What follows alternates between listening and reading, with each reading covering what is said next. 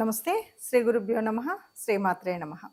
ఆదిత్యాయ చ సోమాయ మంగళాయ బుధాయ గురు శుక్ర శనిభ్యే రాహవే కేతవే నమ. పంచగ్రహ కూటమి ఇది ప్రస్తుతం మనం ఎక్కడ విన్నా, ఎక్కడ మనం చూస్తున్నా ఈ మాట వినబడుతూ ఉంది. పంచగ్రహ కూటమి అంటే ఏంటి? 5 గ్రహాలు ఒక చోట ఉండడం. మరి ఈ 5 గ్రహాలు ఎప్పుడు లేవా? ఎందుకీ సందేహాలు? ఎందుకు ఇంతమంది ఇన్ని రకాలుగా చెప్తున్నారు? ఇది ఆలోచిస్తే పంచగ్రహ కూటమి అనేది ఎప్పుడూ వస్తూనే ఉంటుంది. ఎక్కడైతే ఎప్పుడైతే ఏదో ఒక రాశిలో 5 గ్రహాలు, ఎందుకంటే చంద్రుడు రెగ్యులర్‌గా 2.5 రోజులకు ఒకసారి మారుతూ ఉంటాడు కాబట్టి ఎక్కడో ఒక చోట ఈ 5 గ్రహాలు కలవడం అనేది కనిపిస్తుంది. అంతకుముందు మనం మకర రాశిలో కూడా చూసాం. అయినా మరి ఇప్పుడు ఎక్కడ చూసినా ఈ పంచగ్రహ కూటమి రాబోతుంది. దీనివల్ల నష్టాలున్నాయి, కష్టాలున్నాయని చాలామంది మనం వింటూ ఉన్నాం. దానికి తోడుగా ప్రేక్షకులు కూడా రకరకాలైనటువంటి అనుమానాలు, నిజంగా అలా జరుగుతుందా, జరగదా అని.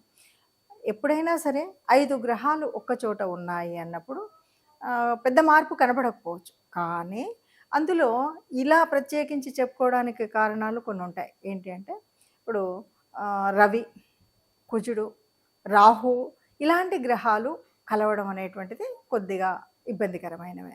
ఇలా ఉన్నప్పుడు ప్రత్యేకించి ఈ పంచగ్రహ కూటమి వల్ల ఇబ్బందులు కలుగుతాయి అని, లేకపోతే ఏదో ఒక మార్పు ఉంటుంది. ఇబ్బందులు అంటే అంటే ఒక కొత్త రకమైన మార్పు ఉంటుంది. అది ఉంది అంటే అది మంచిదా, చెడుదా? మంచిది కావచ్చు, చెడుది కావచ్చు. ఏదో ఒక మార్పు అయితే ఉంటుంది అని చెప్పేటువంటి తత్వం.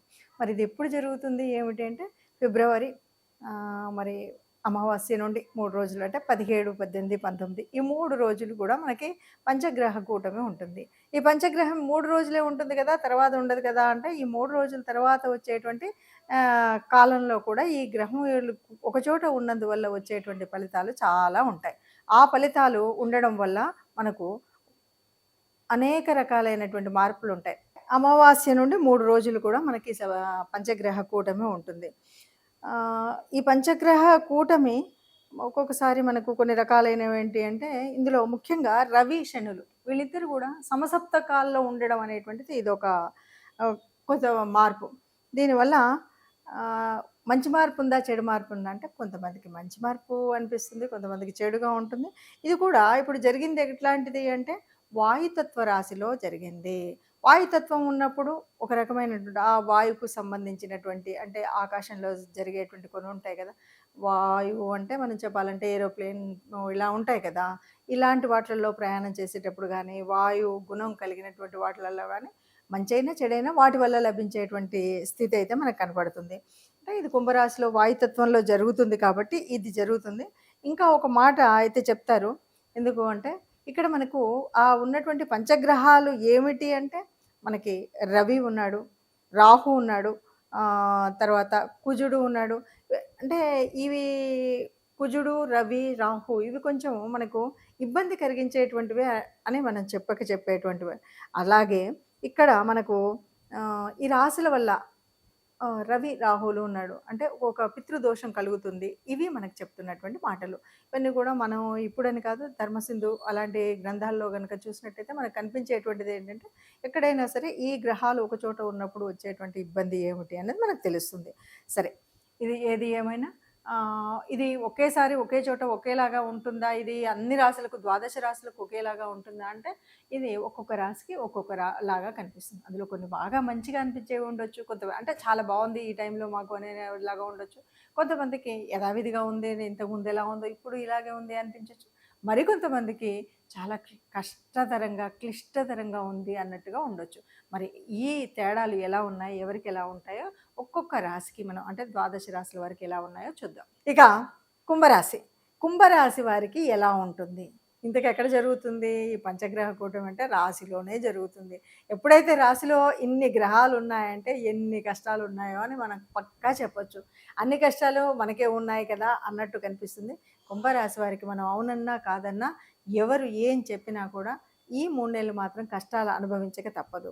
ఏ రకంగా అంటే అన్ని, నువ్వు మాట్లాడితే తప్పు, మాట్లాడకపోతే తప్పు, నువ్వు ఏదైనా చేస్తే తప్పు, చేయకపోతే తప్పు, ఎక్కడైనా పైసలు ఖర్చు పెడితే, ఇన్వెస్ట్మెంట్ చేస్తే తప్పు, అంటే దానివల్ల నష్టం, చేయకపోయినా అయ్యో చేసుంటే బాగుండు కదా అనిపిస్తుంది.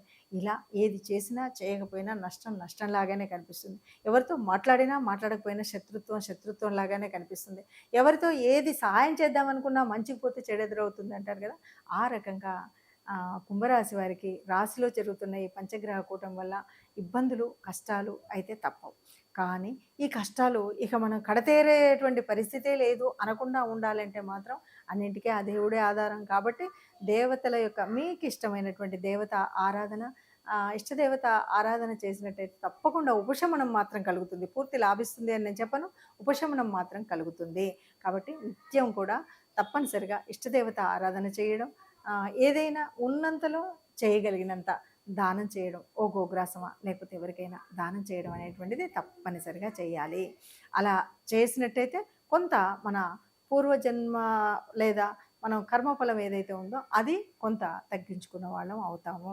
అలాగే మనం మరి ఇప్పుడు రాబోయేటువంటి వాటికి ఇంకా ఏం చేయాలి అంటే నవగ్రహ మండపానికి వెళ్ళి తప్పనిసరిగా నవగ్రహాలకు సంబంధించినటువంటి స్తోత్రాలు చదువుకోవడం అన్నటువంటిది మాత్రం మరిచిపోకుండా చేయాలి. ఆ నవగ్రహాలకు సంబంధించినటువంటి గ్రహాలకు సంబంధించిన ధాన్యాన్ని దానం చేయడం కూడా మర్చిపోకుండా ఉంటే ఎంతో కొంత మనకి ఆ కష్టం నుండి కడతేరేటువంటి మార్గం అయితే కనిపిస్తుంది. మరి ఇలా ఉన్నప్పుడు ఏదైనా కష్టం అనిపిస్తుందా, నష్టం అనిపిస్తుందా అంటే సహజంగానే మనకు జన్మ జాతకంలో ఉన్నటువంటి గ్రహాల తీరు వేరున్నప్పుడు ఒకే చోట ఇలాగా కూటమిగా ఇన్ని గ్రహాలు ఉన్నప్పుడు ఉండేటువంటి తేడా ప్రతి చోట ఉంటుంది. అది జన్మలో ఉందా, సప్తమంలో ఉందా, అష్టమంలో ఉందా, షష్టమంలో ఉన్నదాన్ని బట్టి కొన్ని కొన్ని మార్పులు ఉండొచ్చు. ఇవి ఇలా ఇప్పుడున్నటువంటి గోచార రీత్యా ఇలా కనబడుతున్నప్పటికీ మన జన్మ గోచారంలో జన్మ జాతకంలో చక్కగా ఉన్నట్టయితే ఈ ఇబ్బంది ఏమీ కనిపించకపోవచ్చు. ఏది ఏమైనా మనం ఎందుకు చెప్పుకోవడం అంటే ముందు జాగ్రత్త కోసం చెప్పుకోవడం. అంటే ఈ సమయాల్లో ప్రయాణాలు చేయకుండా ఉండడం కోసం కానీ, లేదా పరిస్థితి ఇలా ఉంది కాబట్టి అనుకోకుండా వచ్చేటువంటి కష్టాలను తట్టుకోవడం కోసం ఆర్థికంగా కానీ, ఆరోగ్యరీత్యా కానీ వచ్చేటువంటి నష్టాలు అవి రాకుండా ఉండడం కోసం చేసేటువంటి ఫలితాన్ని మనం పొందేటువంటి ఫలితం కోసం చేసేటువంటి ప్రయత్నమే ముందుగా చెప్పుకోవడం. సరే, ఇప్పుడు మరి ఏ గ్రహానికైనా, ఏ రాశి వారికైనా ఏదైనా సరే మనకు కొంత ఉపశమనం అయితే ఉండాలి కదా! ఏ రకంగా ఉన్నా సరే మరి ఇలాంటి పరిస్థితుల్లో మనం తట్టుకొని గట్టిగా నిలబడాలి అంటే మనోరిబ్బ నిబ్బరం కావాలి. ముఖ్యంగా ఇక్కడ వాయుతత్వ రాశిలో జరుగుతున్నటువంటిది.